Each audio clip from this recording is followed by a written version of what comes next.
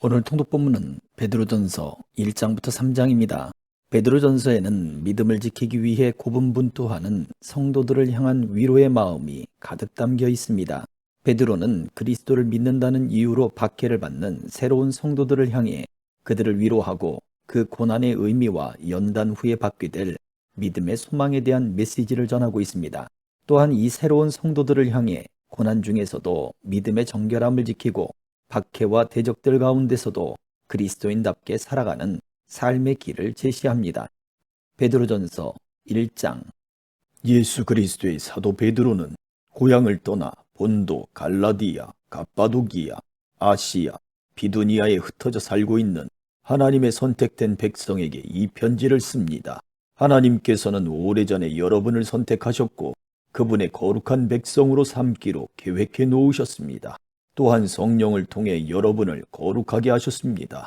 하나님께서는 여러분이 그분께 순종하고 예수 그리스도의 피로 깨끗해지기를 원하십니다. 은혜와 평안이 여러분 가운데 넘치기를 기도합니다. 우리 주 예수 그리스도의 아버지 하나님께 찬양을 드립니다. 하나님은 자비로우셔서 우리에게 산 소망을 주셨습니다. 죽은 자 가운데서 예수 그리스도께서 부활하심으로 우리는 새 생명을 받은 것입니다. 이제 우리는 하나님께서 그분의 자녀들에게 주려고 준비해 두신 복을 소망합니다. 이 복은 여러분을 위해서 하늘에 간직되어 있으며 결코 썩거나 그 아름다움이 변하지 않습니다. 하나님께서는 크신 능력으로 여러분의 믿음을 든든히 지켜주셔서 구원의 날이 이를 때까지 여러분을 안전하게 보호해 주십니다.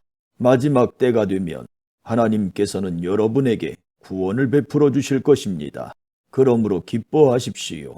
눈앞에 있는 여러 가지 어려움으로 인하여 지금 당장은 힘들고 괴롭겠지만 이 시험들은 여러분의 믿음이 얼마나 강하고 순수한지 알아보기 위한 것일 뿐입니다. 순수한 믿음은 금보다도 훨씬 귀합니다. 금은 불에 의해 단련되기는 하지만 시간이 흐르면 닳아 없어지고 마는 것입니다. 하지만 여러분의 순수한 믿음은 예수 그리스도께서 다시 오실 그날에 칭찬과 영광과 존귀를 가져다 줄 것입니다. 여러분이 예수 그리스도를 본 일은 없지만 예수 그리스도께 사랑을 고백합니다. 지금 이 순간 그분의 모습을 보지 못하면서도 그분을 믿고 있고 여러분의 마음은 설명할 수 없는 기쁨으로 가득 차 있습니다. 그것은 여러분의 믿음에 목적이 있기 때문입니다. 그 목적, 바로 여러분의 영혼이 구원을 받는다는 기쁨이 이미 여러분에게는 주어졌습니다. 예언자들은 이 구원에 관해 열심히 연구하고 찾았습니다. 여러분이 받고 있는 은혜에 관해서도 예언하였습니다. 그리스도의 영이 그 예언자들과 함께 하셨던 것입니다. 성령께서는 그리스도에게 있을 고난과 그 뒤에 올 영광에 대해서 말씀해 주셨습니다. 예언자들은 성령께서 가르쳐 주시는 것을 이해하기 위해 노력하였습니다. 도대체 그 일이 언제 있게 될지, 그리고 그때에 이 세상은 어떻게 될지 그들은 깊이 연구하였습니다. 하나님께서는 그들의 연구와 노력이 그들 자신을 위한 것이 아니라 후대의 여러분을 위한 것임을 그들에게 알려주셨습니다. 이제 여러분은 그들의 수고로 진리의 말씀을 듣고 있습니다. 하늘로부터 보내심을 받은 성령의 도우심으로 복된 소식을 전하는 사람들이 이 기쁜 소식을 여러분에게 전해준 것입니다. 이 놀라운 진리의 말씀은 천사들까지도 알기 원하는 것이었습니다. 그러므로 여러분은 마음을 가다듬고 자신을 잘 지키십시오. 예수 그리스도께서 다시 오실 그날에 여러분이 받게 될 은혜의 선물에 모든 소망을 두시기 바랍니다. 전에는 몰라서 하고 싶은 대로 악한 일을 저질렀지만 이제는 하나님께 순종하는 자녀로서 예전처럼 살아서는 안 되는 것입니다. 여러분을 불러주신 하나님께서 거룩하신 것처럼 여러분도 모든 행동에 거룩한 사람이 되십시오. 성경에도 내가 거룩하니 너희도 거룩하도록 하여라 하고 말씀하셨습니다. 여러분은 하나님을 아버지라고 부르면서 기도합니다. 우리 아버지는 각 사람의 행동을 공평하게 판단하십니다. 그러므로 여러분은 이 세상에 사는 동안 하나님을 경외하며 살아야 할 것입니다. 여러분도 알다시피 이전에는 아무 가치도 없는 방식에 매여 살았습니다. 그것은 여러분의 조상이 물려준 헛되고 쓸모없는 것입니다. 하지만 이제 여러분은 그러한 무가치한 삶에서 구원받았습니다. 금이나 은같이 없어지고 말 어떠한 것으로 대가를 지불한 것이 아니라 한 점의 죄도 흠도 없으신 어린 양 예수 그리스도의 보배로운 피로 여러분은 구원받은 것입니다. 이것을 위해 하나님께서는 세상이 시작되기 전부터 그리스도를 택하시고 이 마지막 때에 여러분을 구원하시고자 보내주셨습니다. 그리스도를 죽은 자 가운데서 일으키시고 영광을 주신 하나님을 우리가 그리스도를 통해 믿게 되었으니 여러분의 믿음과 소망은 이제 하나님께만 있는 것입니다. 여러분은 진리에 순종하여 자신을 깨끗하게 하였고 진심으로 형제를 사랑할 수 있는 마음을 갖게 되었으니 이제는 온 마음으로 서로 깊이 사랑하십시오. 여러분은 다시 태어났습니다.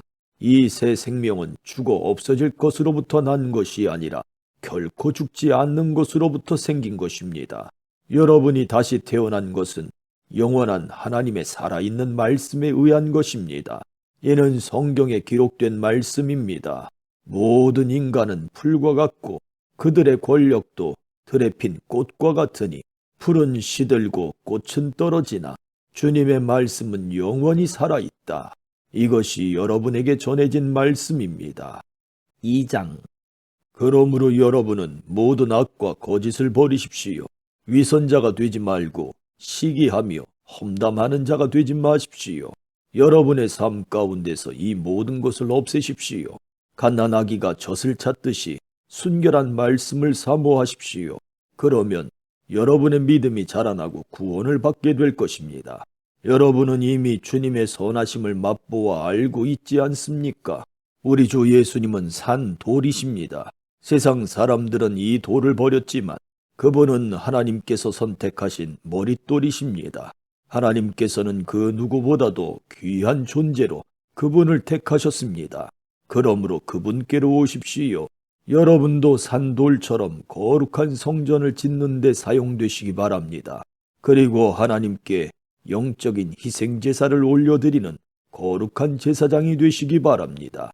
하나님께서는 예수 그리스도를 통하여 그 희생제사를 받으실 것입니다. 성경에 이와 같은 말씀이 있습니다. 내가 시온에 주춧돌을 놓고 이 보배로운 돌 위에 모든 것을 세울 것이다. 누구든지 주님을 의지하는 자는 결코 실망하지 않을 것이다. 믿는 자들에게 이 돌은 너무나 귀중한 것이지만 믿지 않는 자들에게는 쓸모없는 돌에 불과합니다. 이것은 건축자들이 쓸모없어 버린 돌이 그 집 모퉁이의 머릿돌이 되었다네 라는 말씀과 걸려 넘어지게 하는 돌과 바위가 되었다 라는 말씀과 같습니다. 그들은 하나님의 말씀에 순종하지 않기 때문에 넘어집니다. 바로 이것이 그들을 향한 하나님의 계획이기도 합니다. 그러나 여러분은 하나님께서 선택하신 민족이며 왕의 제사장입니다. 또 거룩한 나라이며 하나님께서 홀로 다스리는 나라의 백성입니다. 하나님께서는 그분의 행하신 놀라운 일들을 알게 하시려고 여러분을 어두움 가운데서 불러내어 그의 놀라운 빛 가운데로 인도하셨습니다. 여러분이 전에는 하나님의 백성이 아니었지만 지금은 하나님의 백성입니다. 이전에는 은혜를 몰랐지만 지금은 은혜를 받고 누리고 있습니다. 사랑하는 여러분, 여러분은 이 세상에서 나그네와 같은 사람들입니다. 그러므로 육신이 원하는 악한 일들을 멀리 하시기 바랍니다. 이런 것은 영혼을 대적해 싸우는 것들입니다. 여러분 주위에는 믿지 않는 자들이 많이 있습니다. 그들은 여러분이 잘못 살고 있다고 말할지도 모릅니다. 그러므로 착하게 사십시오. 그들이 여러분의 선한 행동을 보고 그리스도께서 다시 오시는 날에 하나님께 영광을 올려드릴 것입니다. 이 세상의 권위를 가진 사람들에게 복종하십시오. 그렇게 하는 것이 주님을 위한 것입니다. 최고의 권위를 가진 왕께 복종하십시오. 또한 왕이 보낸 관리에게도 복종하십시오. 그들은 잘못된 사람을 벌하고 옳은 일을 하는 사람에게 상을 주라고 보냄을 받은 자들입니다. 여러분이 선하게 행동할 때 어리석은 사람들은 여러분에 관해 더 이상 험담을 하지 못할 것입니다. 이렇게 하는 것이 하나님의 뜻입니다. 자유인으로 사십시오. 그러나 자유를 잘못 사용하여 악을 행하는 구실로 삼지는 말기 바랍니다. 하나님을 섬기는 자로 생활하십시오. 모든 사람을 존중하고 하나님 안에서 형제 자매를 사랑하며 하나님을 두려워하고 왕을 존경하십시오. 하인들이여, 주인을 존경하고 그 권위에 복종하십시오. 선하고 친절한 주인에게만 아니라 악하고 나쁜 주인에게도 복종하십시오. 아무런 잘못이 없는데도 억울하게 벌을 받을 수 있습니다. 그때 하나님을 생각하고 말없이 참는다면 하나님은 그런 그를 기뻐하실 것입니다. 만약 잘못한 일로 벌을 받는다면 그것을 참는다고 칭찬받을 이유가 없는 것입니다. 여러분이 선한 일을 하고 고난을 받을 때 인내할 수 있다면 그것은 하나님 보시기에 참으로 아름다운 일이 됩니다. 이것을 위해 여러분은 부르심을 받았습니다. 그리스도께서 여러분을 위해 고난을 받으심으로 우리가 따라야 할 모범을 보여주셨습니다. 그러므로 그리스도의 발자취를 따르십시오. 그분은 죄가 없으시며 거짓을 말한 적도 없으십니다.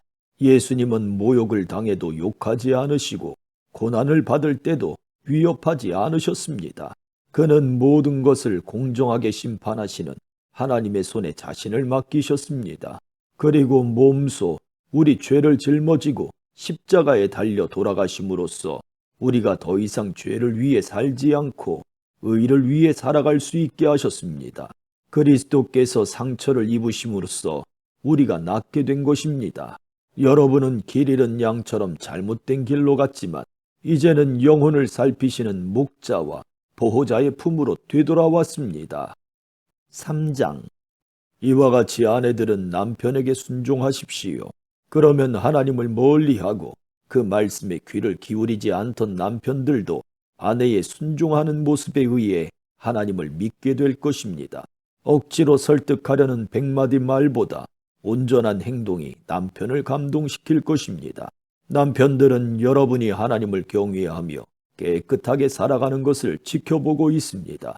화려한 옷이나 보석을 걸치거나 머리 치장을 한다고 여러분이 아름답게 보이는 것은 아닙니다.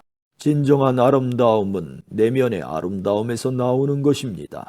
온유하고 정숙한 마음을 가진 사람이 정말 아름다운 사람입니다. 이러한 아름다움은 없어지지도 않으며 하나님께서도 귀하게 보시는 것입니다. 전에 하나님을 경외하며 순종했던 믿음의 여인들이 이러했습니다. 그들은 외모보다 내면을 아름답게 꾸몄고 남편의 권위에 순종하였습니다. 아브라함의 아내 사라는 남편을 주인이라 부르며 복종했습니다. 여러분도 바르게 행동하고 두려워할 것이 없으면 사라처럼 아름다운 그녀의 후손이 될 것입니다. 마찬가지로 남편들도 아내를 잘 이해하고 돌보아주며 살아가십시오. 아내를 존중해 주시기 바랍니다. 아내는 남편인 여러분보다 더 연약합니다. 그러나 하나님께서는 여러분에게 주시는 것과 똑같은 은혜인 참 생명을 아내들에게도 주셨습니다. 아내를 소중히 대함으로써 여러분의 기도가 막히지 않도록 하십시오. 마지막으로 여러분 모두에게 부탁합니다. 서로를 이해하고 한 형제처럼 사랑하며 한 마음으로 서로 따뜻히 대하며 겸손하십시오. 해를 입었다고 도로 보복하지 말며 욕을 먹었다고 그 사람을 욕하지 마십시오. 오히려 그 삶을 축복해 주십시오. 이것은 여러분 자신이 축복받는 인생을 누리도록 부르심을 받았기 때문입니다. 성경에도 이렇게 기록되어 있습니다. 행복한 나날을 보내며 인생을 즐겁게 살기 원하는 사람은 악한 말과 거짓말을 해서는 안 됩니다. 악한 행동을 그치고 선한 일을 하며 평화를 찾고 그것을 위해 힘써 일해야 합니다. 주님은 선한 사람을 찾으시고 그들의 기도에 귀를 기울이시지만 악한 일을 하는 자는 멀리 하십니다. 만약 여러분이 늘 선한 일을 하고자 애쓴다면 아무도 여러분을 해치지 못할 것입니다. 때로는 옳은 일을 함으로 고난을 받을 때도 있을 것입니다. 하지만 하나님께서는 그러한 순간에 여러분에게 복을 주실 것입니다. 사람들이 두려워하는 것을 두려워하지 말며 겁내지 마십시오. 마음속에 그리스도만 거룩한 주님으로 모시십시오. 여러분이 가지고 있는 소망에 관해 묻는 사람들에게 대답할 말을 준비해 두십시오. 그들에게 공손하고 친절한 태도로 그것을 설명해 주십시오. 늘 바르게 살아가십시오. 그러면 그리스도 안에서 선하게 살아가는 여러분을 헐뜯는 사람들이 도리어 부끄러움을 느낄 것입니다.